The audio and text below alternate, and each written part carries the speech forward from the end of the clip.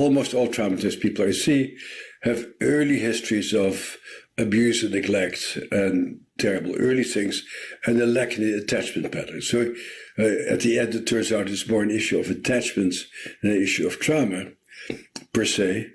And so, when you're a little kid and you're unwanted, you always feel unwanted. That feeling of being unwanted stays with you for the rest of your life, basically, unless you have some major intervention. So it's a modal issue, like, not fitting in is part of what happens.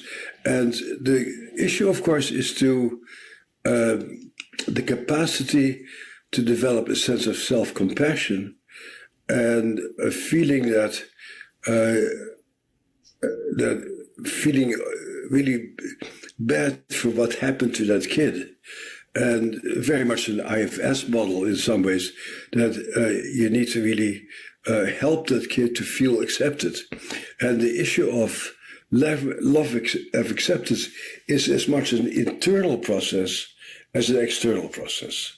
So you carry this message to yourself: you're no good, you don't fit in, you're fundamentally flawed, you're unworthy, and you're disgusting, is part of what the legacy of childhood abuse and neglect.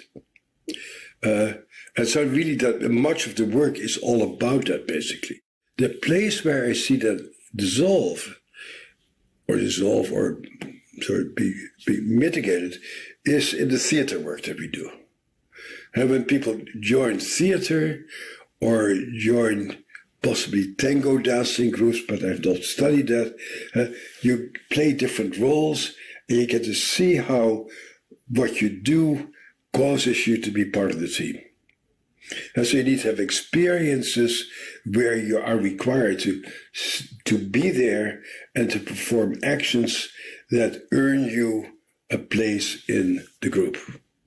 I think music, dancing, theater are ways in which you get a visceral sense of when I play the flute, and if I don't play the flute at this right moment in the orchestra falls apart. They need me.